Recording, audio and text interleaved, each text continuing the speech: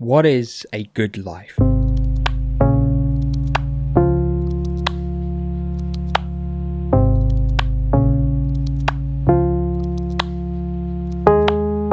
How do you go about and define such a thing? Because a good life can vary between each individual. It could be about getting your dream job, finding a partner, or to be rich and famous. A good life depends on everyone's circumstances. But there does seem to be a conventional look at a good life. That one where it seems a majority of people are compared to, the nuclear family.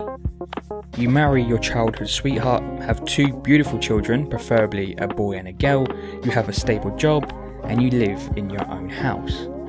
That view of a good life has dramatically changed because life has moved on from that era. Houses are getting more expensive, jobs are getting harder to get, or in some cases just don't pay enough.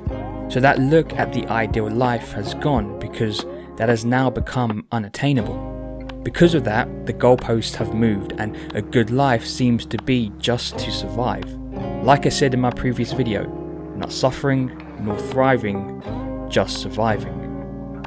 But that in itself is still difficult to achieve. That way of living makes sense to me, someone who lives in the UK.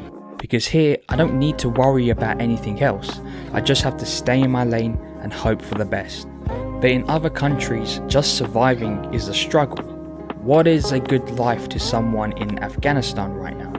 Is it to leave the country or to just keep their heads down and do as they are told? To literally survive. What is a good life is a question that cannot be answered by one person because everyone's circumstances will dictate their answer.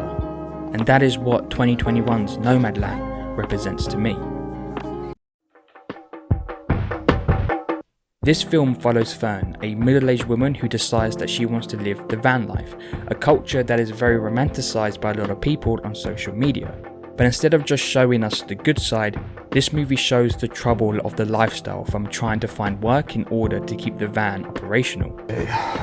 What we've got is parts and labor, $2,300 and tax. Whilst also giving it the respect it deserves because as we see, even though Fern struggles from time to time, she finds it comfortable inside that van.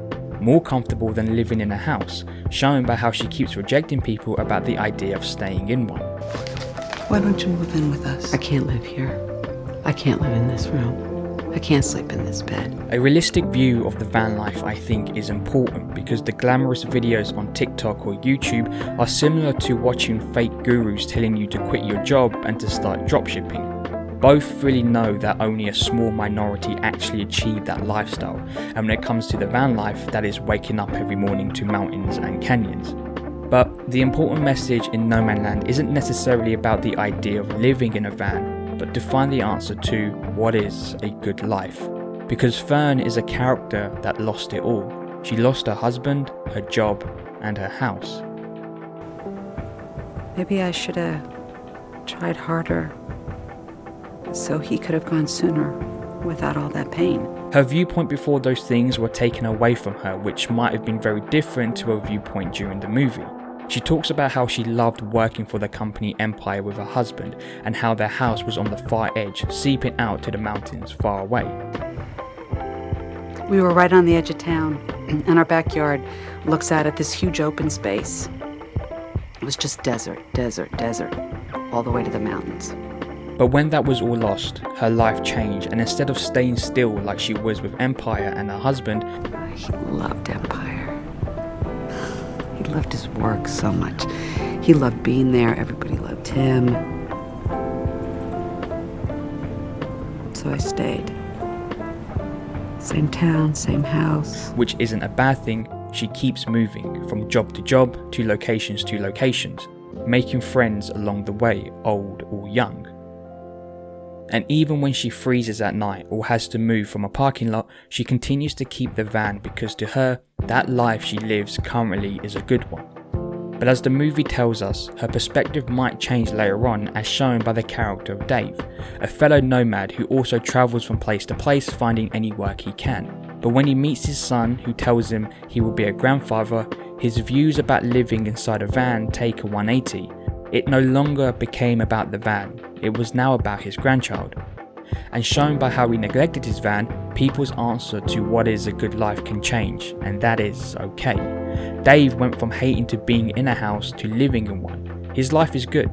His life was also good before. The goalposts can move around when a question like what is a good life is asked, because a good life can only be answered once you lived your life. Right now, life might be shit, but in a year's time, that can be completely turned on its head. Fern had a good life with her husband, then had a shit one when he passed away and she lost her job and home.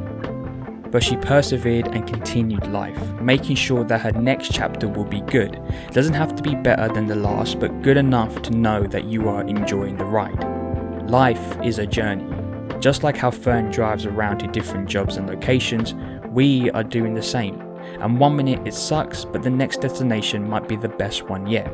And that is life. Is it a good life? That is something that only you can decide on. There will be times when people around you will tell you what you are doing, the things that make you happy is not the best idea. Shown when Fern gets criticised by her lifestyle, and shown by how people around her are concerned that she lives in a van. We're not all in a position to just chuck everything and hit the road. Oh, you think that's what I've done, George? I chucked everything to hit the road? Is that what I did? All right. This happens because their idea of a good life is different to yours, but it is about perspective. To one woman, Fern is homeless. My mom says that you're homeless. Is that true? But to Fern herself, she has a home. She just doesn't have a house.